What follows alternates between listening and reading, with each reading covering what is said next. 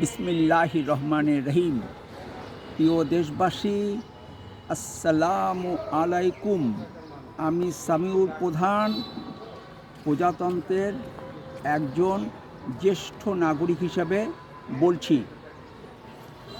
গত 28 মার্চ সন্ধ্যা 7:30 বিসমিল্লাহ পরিবহনে করে আমার গ্রামের বাড়ি নীলফামারী জেলার ডোমার উপজেলার 5 নং বামুনিয়া ইউনিয়নের 12 বিশা মৌজার প্রধানপাড়ার উদ্দেশ্যে রওনা হই। বাসে আমার পাশের সিটে ছিল আমবাড়ির এক লোক। বাস ছাড়ার পরেই আমি ঘুমিয়ে পড়ি। এরপর ঘুম ভাঙলে জানতে পারি বাসটি কিশোরগঞ্জের তেল পাম্পে দাঁড়িয়ে আছে। ঘুমানোর সময় ব্রিফকেসটি আমার কোলে ছিল।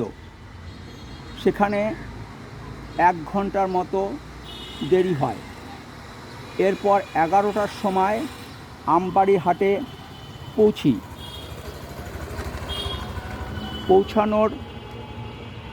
পৌঁছানোর পর দেখি শরীফুল ও সেলিনা আমাকে নিয়ে যাওয়ার জন্য অটো নিয়ে এসেছে।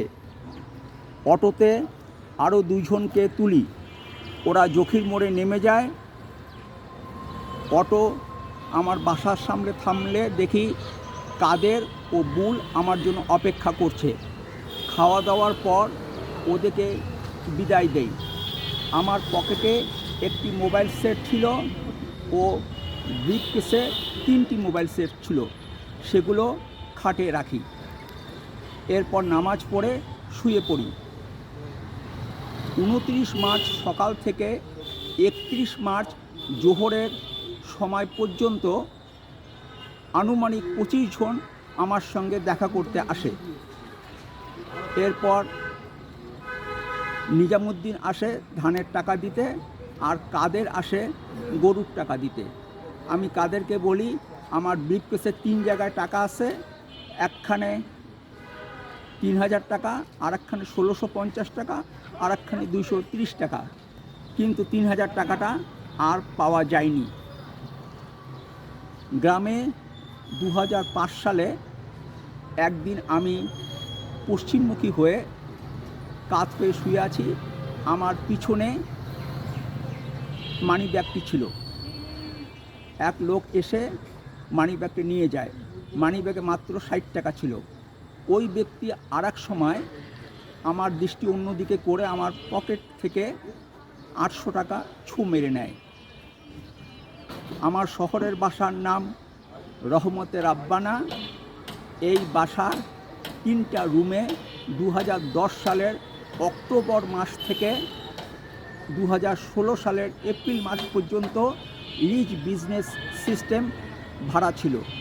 ওদের এক কর্মচারীর নাম ইসমাইল। সে বদরগঞ্জের বাসিন্দা, এখন ঢাকায় গার্মেন্টসে চাকরি করে। ও আমার এখানে মাঝে মাঝে টেলিভিশন দেখতে আসতো এবং ভিতরে ঢুকতো। অনেক সময় পানি খাওয়ার জন্য ডাইনিংয়ে যেত, অনেক সময় কিচেনে যেত। আমার সহধর্মিণী উনি আলমারিতে তালা দেওয়ার পক্ষপাতী না। তা ওই আলমারিটা আওজানো ছিল। ইসমাইল আলমারিটা একটু ফাঁক করে ড্রয়ারে 40,000 টাকা ছিল।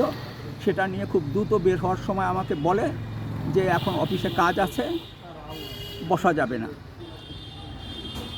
রংপুর মেডিকেল মোড়ের বাস যখনই আসে তখনই সেখানে প্যাসেঞ্জারের সঙ্গে পকেট মারারাও ভিড় করে। 2005 সালে একদিন বিআরটিসির বাসে ওঠার সময় পকেটমার আমার একটা নতুন মানি ব্যাগ সহ 200 টাকা চুরি করে। ঢাকা শহরে একদিন আমি আসাদ গেট থেকে মতিঝিল যাচ্ছিলাম। ও সময় আমার কোটের পকেট থেকে পকেটমার 50 টাকা চুরি করে। আর